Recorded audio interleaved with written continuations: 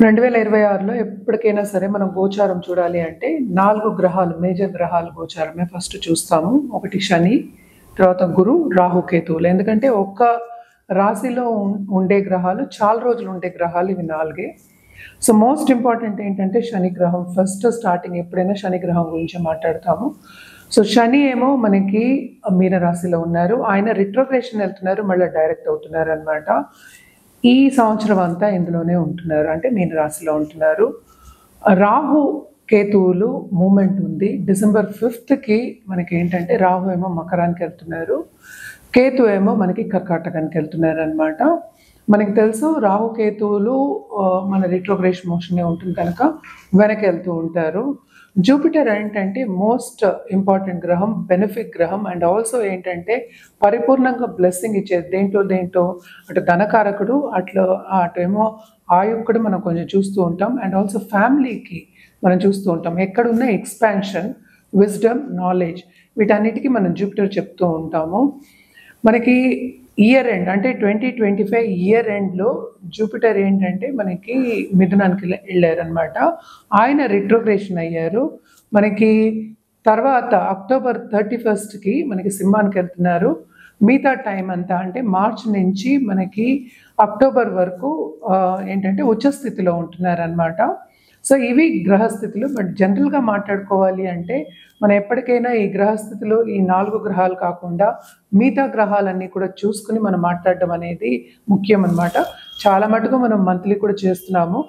అలాగే ఈ సంవత్సరంలో ఏంటంటే 4 ముఖ్యమైన ఎక్లిప్సెస్ వస్తున్నాయి. 2 ఏంటంటే సోలార్ ఎక్లిప్సెస్, 2 ఏమో లూనార్ ఎక్లిప్సెస్ వస్తున్నాయి.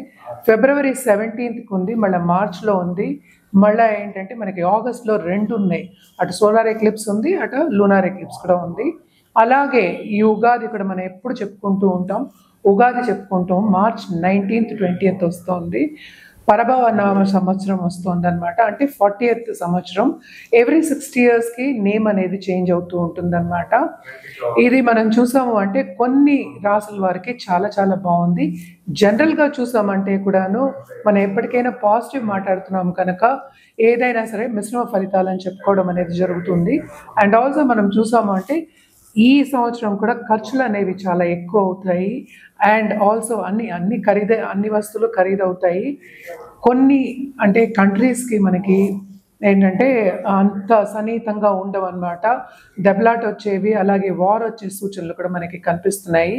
అండ్ ఆల్సో మనం చూసాము అంటే అందరు మనుషులు కూడాను, అంటే అందరూ ఇప్పుడు పనిచేసే వాళ్ళందరూ, అండ్ ఆల్సో ఇప్పుడు ఫార్మింగ్ కమ్యూనిటీ అనుకుందాం, ఏదైనా చేసేవాళ్ళు అంటే మనం చేసే పనిలోనే కొంతవరకు అభివృద్ధి ఉంటుంది, కానీ సాటిస్ఫాక్షన్ అనేది అంత ఉండదని చెప్పాలన్నమాట.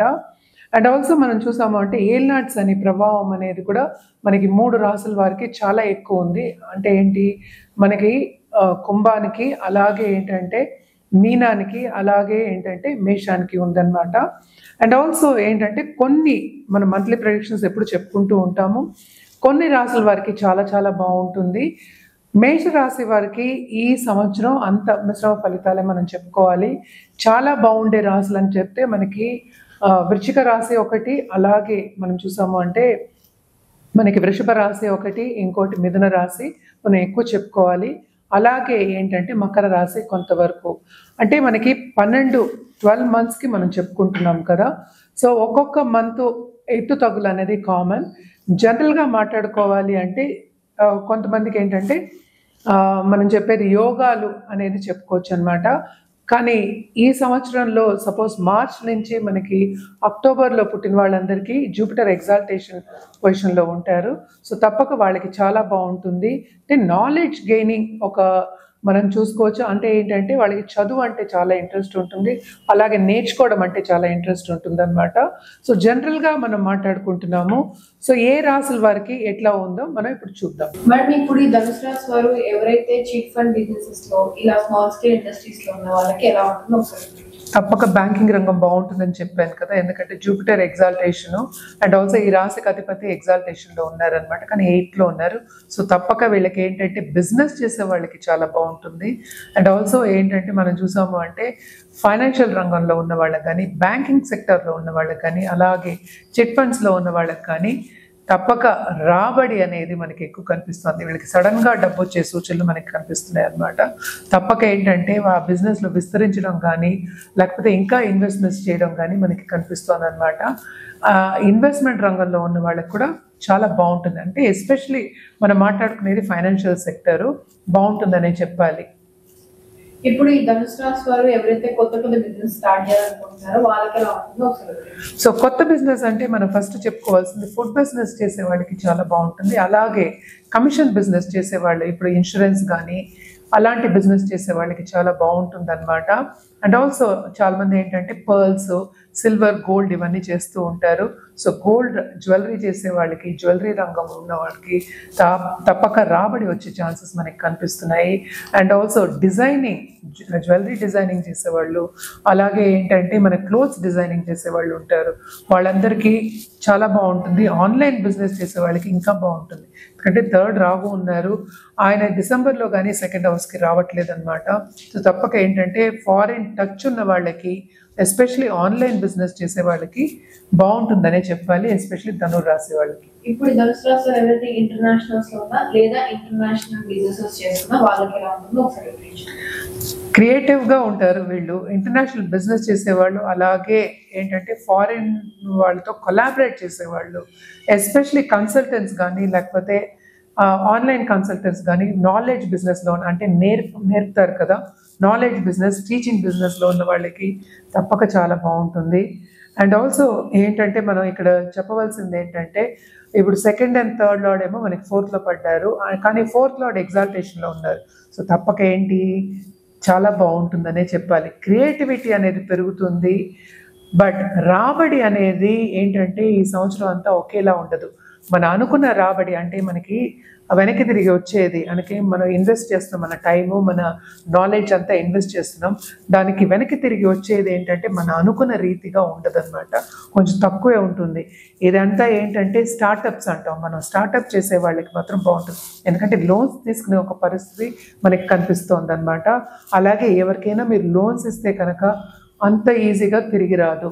ఇంకో పాయింట్ ఏంటంటే మోస్ట్ ఇంపార్టెంట్, ల్యాండెడ్ ప్రాపర్టీలో ఉండేవాళ్ళు, అలాగే ఏంటంటే ఫార్మింగ్ చేసేవాళ్ళు, అంటే పెద్ద పెద్ద ప్రాపర్టీస్ ఉన్నవాళ్ళు, ఇప్పుడేమో ఫార్మ్స్ ఉంటాయి, సో పెద్ద పెద్ద ఫార్మ్స్, ఆర్కిడ్స్ ఇలాంటివి ఉన్న వాళ్ళందరికీ తప్పక చాలా బాగుంటుంది. కానీ ఇంట్లో ఏంటంటే ఈ ప్రాపర్టీ ఇష్యూస్ వచ్చే ఛాన్సెస్, దాని మూలాన్ని ఎడబాటు వచ్చే ఛాన్సెస్ కూడా మనకి కనిపిస్తున్నాయి అన్నమాట. ఇప్పుడు ఈ ధనుసు రాశి వారు ఎవరైతే ఉన్నారో వాళ్ళు చిన్న ఐటీ సెక్టార్స్ లో వర్క్ చేసే వాళ్ళకి వాళ్ళకి కూడా కొంచెం ఇబ్బందులే మనకి కనిపిస్తున్నాయి అన్నమాట.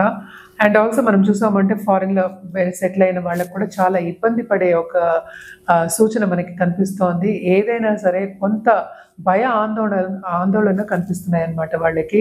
సో జాగ్రత్తగా ఉండడం, ఎస్పెషలీ పై వాళ్ళతోటి అండ్ ఆల్సో కొలీగ్స్ తోటి జాగ్రత్తగా ఉండడం, తొందరపాటు నిర్ణయాలు తీసుకోకుండా ఉండడం, అలాగే ఏంటంటే మనకి వచ్చింది కదా మనం తీసుకుని వెళ్ళిపోయి ముందుకు వెళ్ళిపోదాం అనుకోవడం అనేది వద్దు. ఎందుకంటే కంఫర్ట్ లెవెల్ అనేది కొంతవరకు తక్కువ ఉంది కనుక తప్పక వీళ్ళు ఏంటంటే ఎస్పెషలీ ఆఫ్టర్ నవంబర్ కొంతవరకు బాగానే ఉంది. సో జాగ్రత్తగా ఉండడం అనేది మంచిదన్నమాట. ఎందుకంటే మనం చూసామంటే జూపిటర్ 8th ఎగ్జాల్టేషన్, ఈ రాశికి అధిపతి, ఆయనేమో 9th వస్తున్నారు. సో అక్టోబర్ తర్వాత, అందుకనే నవంబర్ చెప్తున్నాను, నవంబర్ తర్వాత towards end of this year కొంతవరకు వీళ్ళకి బాగానే ఉంది. మంచి సూచనలు కూడా మనకి కనిపిస్తున్నాయి. ఎందుకంటే ఈ రాశిని చూస్తున్నారు కనుక జూపిటర్, అప్పుడు మంచి సూచనలు ఉన్నాయి. మీరు అనుకున్నది సాధించడం ఆ టైంకి అవుతుంది అనమాట. ఇప్పుడు ధనురాశి వారు 2026లో ఎలాంటి పరిహారం చేసుకుంటే బాగుంటుందో తప్పక జూపిటర్ కాళ్ళు పట్టుకోవడం, అంటే గురు కాళ్ళు పట్టుకోవడం అనేది very very important. And also ఏంటంటే రాహుకేతు పూజలు చేయడం, నవగ్రహాలకి కంటిన్యూస్గా పూజ చేయడం అనేది వెరీ వెరీ ఇంపార్టెంట్ అనమాట. సో ఏ గురువు అయినా సరే గురువుని కొలవడం కానీ, సన్నిహితంగా ఉండడం కానీ, ఒక గురువు కింద వెళ్ళి ఆధ్యాత్మికంగా కొంతవరకు కాలం గడపడం కానీ, దైవ చింతనలో ఉండడం కానీ చాలా మంచిదన్నమాట. అలాగే కొన్ని ఇబ్బందులు రావడం, అలాగే కోర్ట్ కేసెస్ రావడం, సడన్గా ఏంటంటే ఏదో ఒక ఇబ్బంది రావడం అనేది మనకి కనిపిస్తోంది కనుక ఇవన్నీ చెప్పడం జరుగుతోంది. తప్పక గురువుని కొలవండి, కొంతవరకు మీకు ఊరట అనేది కలుగుతుంది. ఇప్పుడు మనం మాట్లాడుకుంది జనరల్గా మాట్లాడుకున్నాము, ఎందుకంటే ఈ 4 ప్లానెట్స్ అంటే మేజర్ ప్లానెట్స్ గురించి మాట్లాడి దాన్ని బట్టి మనం పరిహారాలు కూడా ఇచ్చాము. అండ్ ఆల్సో ఏంటంటే మనం రాశి ఫలితాలు కూడా మాట్లాడుకున్నాం అనమాట. ఇదంతా జనరలే, అంటే ఏంటంటే రాశి వారిగానే మనం మాట్లాడుకుంటూ వస్తున్నాము. ఏదైనా సరే వ్యక్తిగత జాతకం మీద ఆధారపడి ఉంటుంది.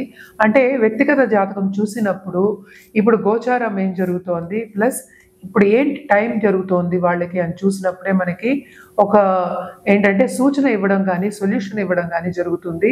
అదేంటంటే పరిహారం రూపంలో మనకి పూజ కానీ జపం కానీ లేకపోతే ఒక జాతిరత్నం కానీ ఇఫ్ ఇట్ ఈస్ వారంటెడ్ అంటే ఏంటి జాతక రీత్యా ఇవ్వడం అనేది జరుగుతుంది. ఎప్పటికైనా సరే ఆ కన్సల్టేషన్ తీసుకున్నప్పుడు మనం ఇచ్చిన పరిహారాలు చేస్తే తప్పక ఏంటంటే పైకి వెళ్ళే ఛాన్సెస్ ఎక్కువ ఉంటాయి. అంటే పైకి వెళ్ళడం ఏంటి, మనకి లైఫ్లో ఏం సాధించాలో అది సాధించడం అనేది జరుగుతుందన్నమాట. ఆ దిశగా నడవడం కానీ ఏదైనా ఇబ్బందులు వచ్చినప్పుడు ప్రాబ్లమ్స్ వచ్చినప్పుడు ఎలా ఫేస్ చేయాలి అని చెప్పడం కూడా జరుగుతుందన్నమాట. సో తప్పక కింద స్క్రోల్ అయ్యే నంబర్కి అలాగే ఈమెయిల్ ఐడికి సంప్రదిస్తే కనుక అన్ని వివరాలు చెప్పడం అనేది జరుగుతుంది. అంటే అపాయింట్మెంట్ తీసుకుని అంటే పరిహారాలు చేసుకోవడం లేకపోతే జాతకం చూసుకుని పరిహారాలు చేసుకోవడం అనేది ఎప్పటికైనా మంచిదే కదా.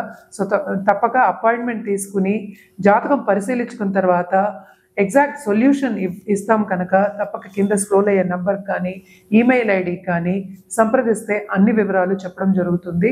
అలాగే అపాయింట్మెంట్ ఎప్పుడు దొరుకుతుంది, ఎలా అపాయింట్మెంట్ ఇస్తాము అంటే ఆన్లైన్ కూడా చేస్తాము ఆఫ్లైన్ కూడా చేస్తాము, సో ఎలా చేయాలి అనేది చెప్పడం జరుగుతుంది అన్నమాట.